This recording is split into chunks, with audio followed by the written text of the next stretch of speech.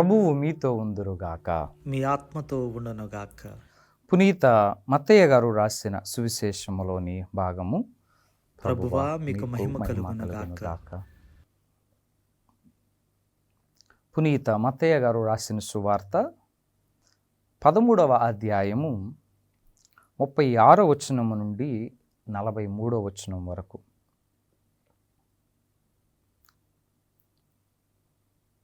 అప్పుడు యేసు ఆ జనసమూహములను వదిలి ఇంటికి వెళ్ళెను. శిష్యులు ఆయనను సమీపించి, గోధుమల కలుపు గింజల ఉపమానమును వివరింపుము అని కోరిరి. అందుకు యేసు, మంచి విత్తనమును విత్తువాడు మనుష్య కుమారుడు, పొలము ఈ ప్రపంచము. మంచి విత్తనము అనగా రాజ్యమునకు వారసులు, కలుపు గింజలు దుష్టుని సంతానం. వీనిని విత్తిన శత్రువు సైతాను. పంటకాలము అంత్యకాలము, కోతగాండ్రు దేవదూతలు. కలుపు మొక్కలు ఎట్లు ప్రోగు చేయబడి అగ్నిలో వేయబడునో అట్లే అంత్యకాలమందు జరుగును. మనుష్య కుమారుడు తన దూతలను పంపును, వారు ఆయన రాజ్యము నుండి పాపభూయిష్టములైన ఆటంకములను అన్నింటినీ దుష్టులను అందరూ ప్రోగు చేసి అగ్నిగుండములో పడద్రోయుదురు. అచ్చట వారు ఏడ్చుచు పండ్లు కొరుకుకొందురు. అప్పుడు నీతిమంతులు తమ తండ్రి రాజ్యములో సూర్యుని వలె ప్రకాశింతురు. వీనులున్నవాడు వినుగాక.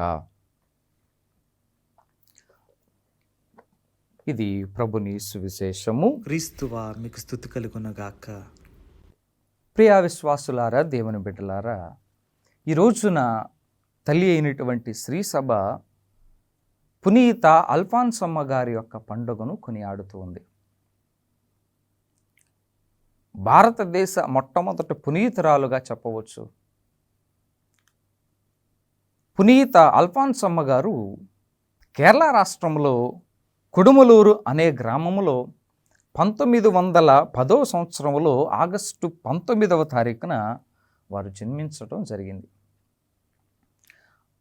అల్ఫాన్సమ్మ గారి యొక్క అసలు పేరు, జ్ఞానస్నానంలో వారు పొందుకున్నటువంటి పేరు అన్నాకుట్టి అన్నమ్మ.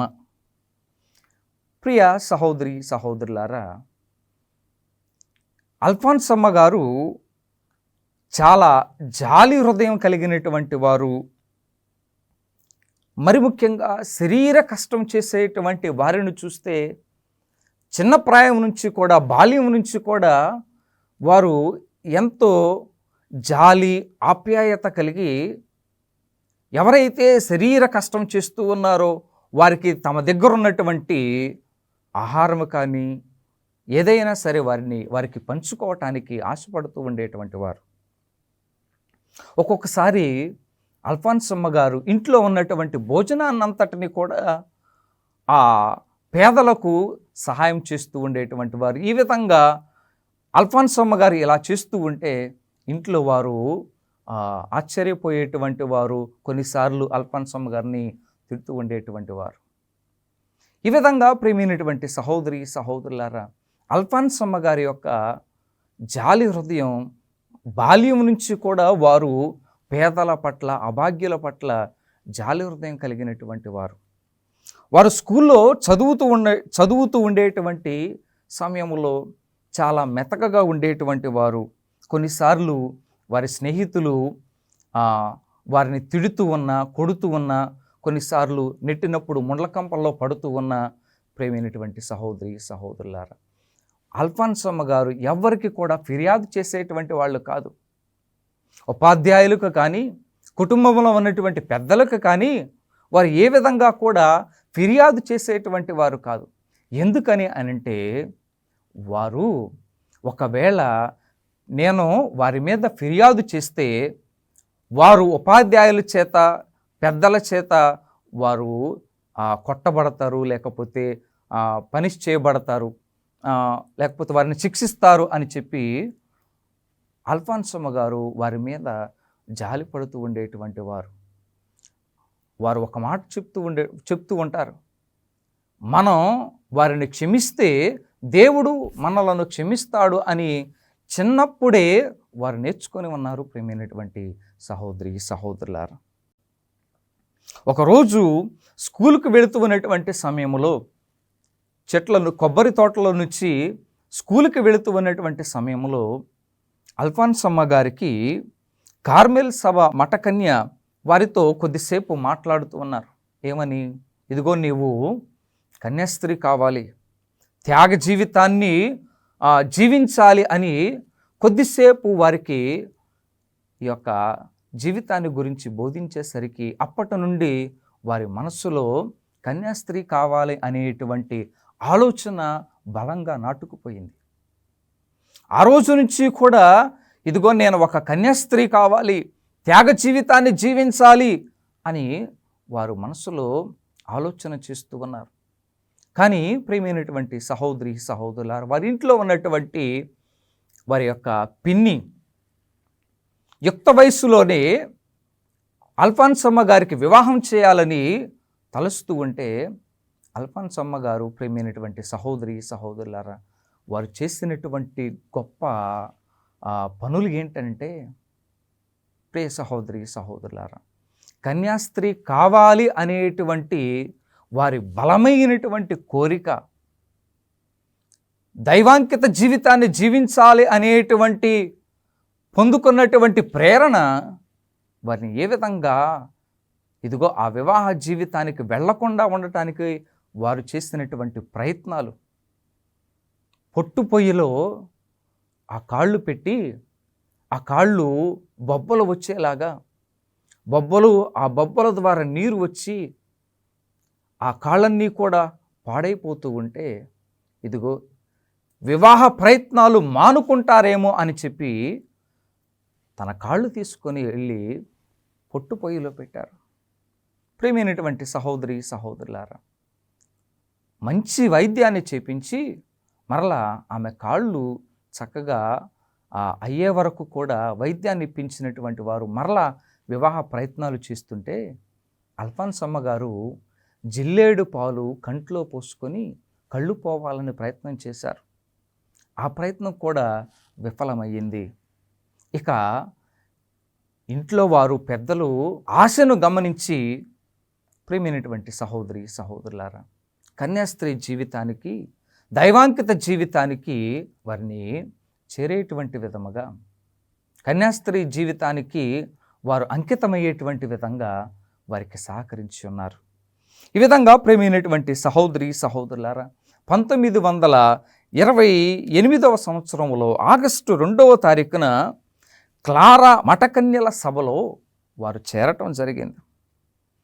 1930వ సంవత్సరంలో ఆగస్టు 2వ తారీఖున అల్ఫోన్స్ లెగారీ పండుగ రోజున విరక్తత్వాన్ని, దారిద్ర్యాన్ని, విధేయతను, ఇదిగో కన్యాస్త్రీ ఉడుపులను ధరించటం, తమ పేరును ఆ రోజున 1930వ సంవత్సరం ఆగస్టు 2వ తారీఖున అన్నాకుట్టి అనేటువంటి పేరును అల్ఫాన్స్గా మార్చుకొని ఉన్నారు. ప్రియమైనటువంటి సహోదరి సహోదరులారా, ఈ విధంగా వారి యొక్క మఠవాస జీవితాన్ని ప్రారంభించినటువంటి అన్నమ్మ గారు, ప్రియమైనటువంటి సహోదరి సహోదరులారా, వారి జీవితం చాలా బాధలమయం.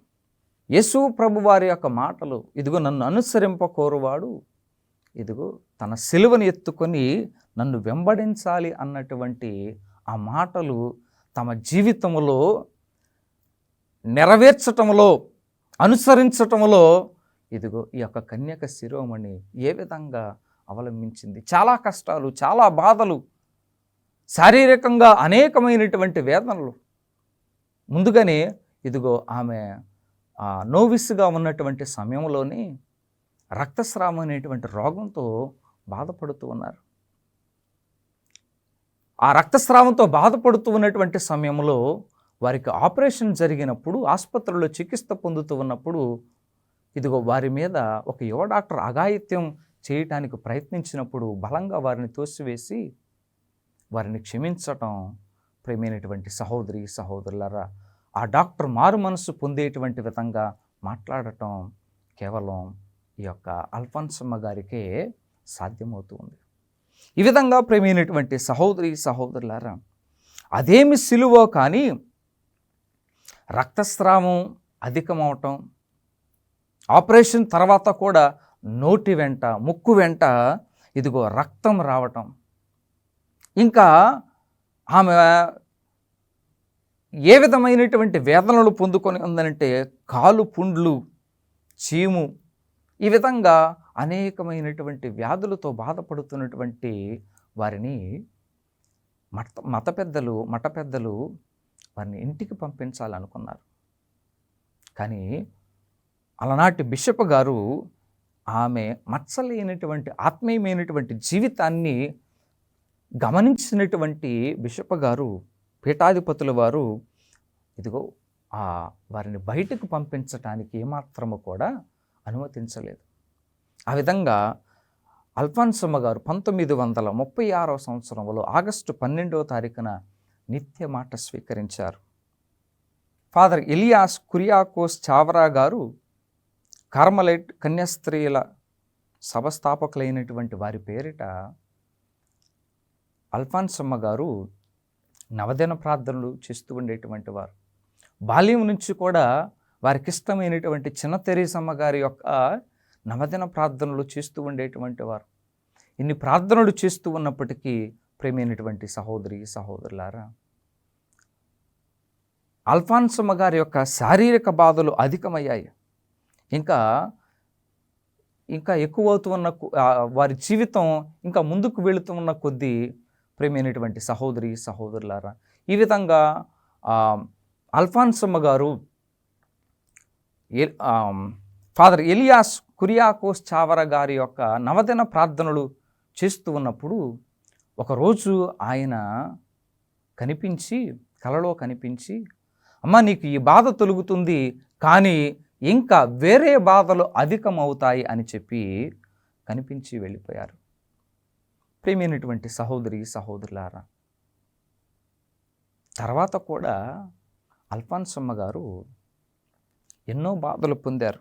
ఆనాటి నుండి మలేరియా, నిమోనియా, క్షయ ఒకదాని వెంట ఒకటి. ప్రేమైనటువంటి సహోదరి సహోదరులారా, ఆమె చిన్న వయసులో ఏ విధంగా ఆ శ్రమలను తట్టుకోగలిగిందో మనందరికీ కూడా వారి జీవితం ఆదర్శవంతంగా కనిపిస్తూ ఉంది. ఇన్ని బాధలు ఎలా ఓర్చుకోగలిగిందో అల్ఫాన్సమ్మ గారు ఒక మాట చెప్తూ ఉంటారు. ప్రేమైనటువంటి సహోదరి సహోదరులారా, ఆమె జీవితంలో ఏంటనంటే, గోధుమ గింజలు అనబడేటువంటి మన జీవితం కష్టాలు అనేటువంటి మరలో వేసినప్పుడు దైవార్పిత అప్పము కావటానికి తగిన పిండి అవుతుంది. మన జీవితం అనేటువంటిది గోధుమ గింజలు. ఆ గోధుమ గింజలు ఆ పిండి మరలో నలగొట్టబడినప్పుడు, కష్టాలు అనేటువంటి, శ్రమలు అనేటువంటి, వ్యాధులు బాధలు అనేటువంటి మరలో నలగొట్టబడినప్పుడు దేవునికి అంకితమైనటువంటి, దైవాంకితమైనటువంటి, దేవునికి అర్పించబడేటువంటి పిండిలాగా మన జీవితాలు తయారు అవుతాయని వారి జీవితం ద్వారా సాక్ష్యం పలుకుతూ ఉన్నారు.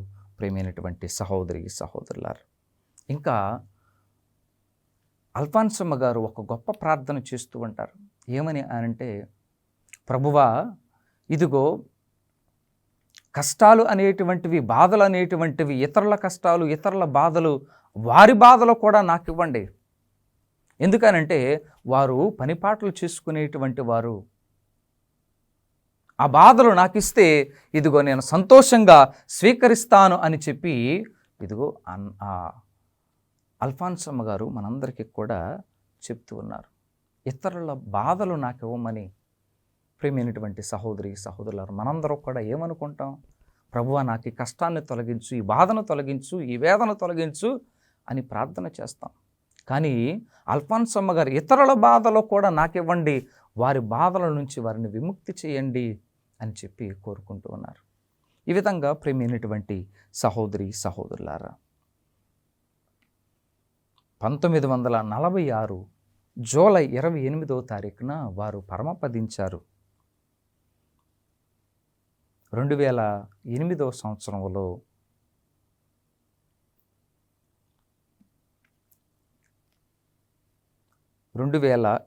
సంవత్సరం 12వ తారీఖున ఇదిగో వారు 16వ బెనిడిక్ట్ పప్పు గారు వారికి ప్రధాన పట్టం కడుతూ ఉన్నారు.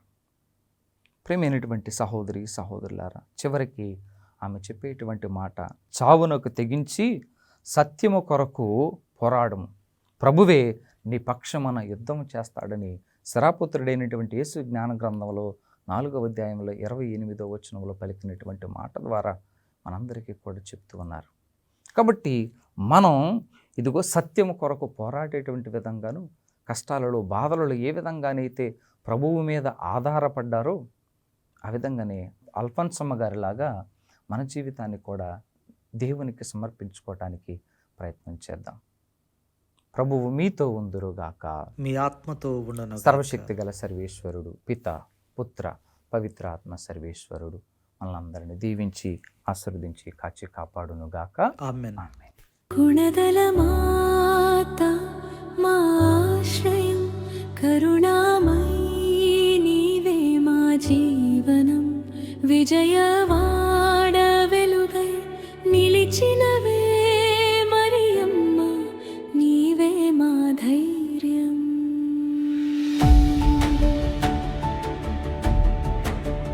కొండపై వెలసిన పవిత్ర